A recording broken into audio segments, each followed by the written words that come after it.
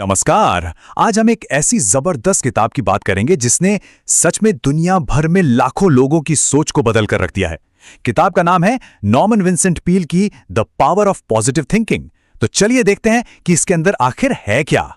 कभी सोचा है कि क्या सिर्फ अपने विचारों को, अपनी सोच को बदलकर अपनी पूरी जिंदगी को बदला जा सकता है? देखिए, हम सब कभी ना कभी सेल्फ डाउट और टेंशन से गुजरते हैं, है ना?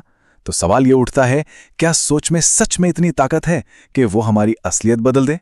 चलिए, इसी सवाल का जवाब ढूंढने की कोशिश करते हैं। तो सबसे पहले इसके मूल विचार को पकड़ते हैं। इस किताब का जो सबसे बड़ा सिद्धांत है ना, वो बहुत ही सिंपल है। ये कहता है कि आपकी काबिलियत से भी ज्यादा जरूरी आपका नजरिया है, आपका एटीट्यूड। मतलब नजरिया ही सब कुछ है। और इस पूरी किताब का जो निचोड़ है वो इस एक लाइन में है, आप जैसा सोचते हैं वैसे ही बन जाते हैं। इसका बहुत गहरा मतलब है। अगर कोई अपने दिमाग को पॉजिटिव विचारों और विश्वास से भर लेना तो उसके अंदर किसी भी मुश्किल से लड़ने की ताकत आ जाती है। और इसी बात को आगे बढ़ाते हुए किताब एक और कमाल की चीज कहती है। ये कहती है कि हमारी सफलता का जो असली दुश्मन है ना, वो टैलेंट की कमी नहीं है बल्कि नेगेटिविटी है। मतलब असली प्रॉब्लम बाहर नहीं, हमारे अंदर, हमारे दिमाग में है, वही हमें रोक रही है। ओके, तो मूल विचार तो समझ आ गया। अब बात करते हैं एक्शन की। चलिए उन 5 सिद्धांतों पर नजर डालते हैं जिन्हें हम असल में अपनी जिंदगी में इस्तेमाल कर सकते हैं। तो ये हैं वो 5 मुख्य सिद्धांत जो इस किताब की नींव हैं। पहला, खुद पर विश्वास। दूसरा, एक शांत मन। तीसरा, निरंतर ऊर्जा। चौथा, प्रार्थना और कल्पना, मतलब विजुअलाइजेशन। और 5वां, चिंता की आदत को तोड़ना। चलिए अब एक एक करके इनको थोड़ा डिटेल में देखते हैं। तो सबसे पहला सिद्धांत, खुद पर विश्वास करना। किताब कहती है कि हम में से कई लोग ना एक हीन भावना यानी इंफीरियॉरिटी कॉम्प्लेक्स से जूझते हैं। लेखक का कहना है कि जब कोई इंसान दिल से मान लेता है ना कि हां मैं ये कर सकता हूं, तो दिमाग इतना शक्तिशाली है कि वो रास्ते अपने आप निकाल ही लेता है। अब आते हैं दूसरे सिद्धांत पर, एक शांत मन। ये काफी दिलचस्प है।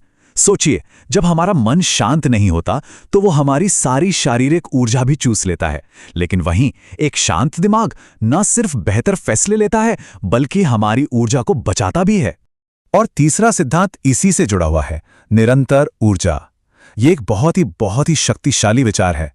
किताब कहती है कि हमारी ज्यादातर थकान शारीरिक है ही नहीं, वो भावनात्मक है। मतलब गुस्सा, डर, चिंता, ये सारे नकारात्मक इमोशंस हमारी ऊर्जा को सचमुच में खत्म कर देते हैं। चौथा सिद्धांत थोड़ा आध्यात्मिक पहलू पर है। इसमें बात की गई है प्रार्थना की और विजुअलाइजेशन की। प्रार्थना मतलब अपनी चिंताएं एक ऊंची शक्ति को सौंप देना, और विजुअलाइजेशन का मतलब है अपने लक्ष्यों को पूरा होते हुए अपने मन में बिल्कुल साफ साफ देखना, उसकी एक तस्वीर बनाना। और आखिर में 5वां सिद्धांत, चिंता की आदत को तोड़ना। किताब कहती है कि चिंता करना बस एक आदत है और किसी भी आदत की तरह इसे बदला जा सकता है। कैसे? सिर्फ आज पर ध्यान देकर। पर सवाल यह है कि हम जो इतनी चिंता करते हैं उसमें से कितनी सच होती है? और इसका जवाब आपको हैरान कर देगा। किताब एक आंकड़ा देती है कि हमारी 90% चिंताएं ऐसी चीजों के बारे में होती हैं जो कभी होती ही नहीं। सोचने वाली बात है ना? कितनी ऊर्जा बर्बाद करते हैं हम। अच्छा, तो ये किताब काफी शक्तिशाली है, इसमें कोई शक नहीं। लेकिन एक संतुलित नजरिए के लिए इसके जो कुछ आम आलोचनाएं हैं उन पर भी एक नजर डालना जरूरी है।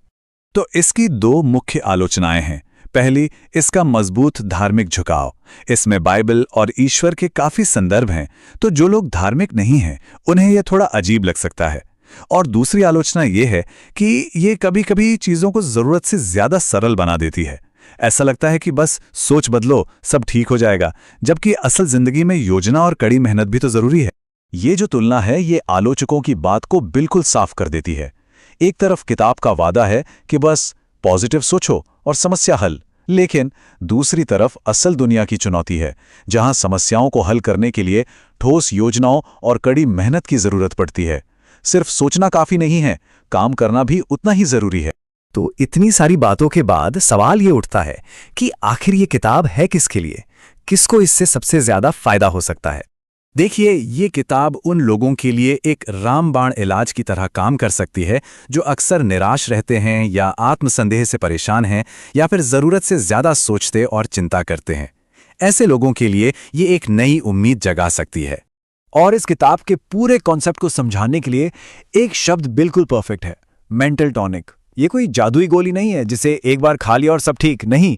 ये एक टॉनिक की तरह है, एक ऐसी प्रैक्टिस है जो धीरे धीरे आपको अंदर से मजबूत बनाती है। और शायद यही इस किताब का सबसे बड़ा सबक है। इसका असली फायदा इसको एक बार पढ़ लेने से नहीं मिलेगा।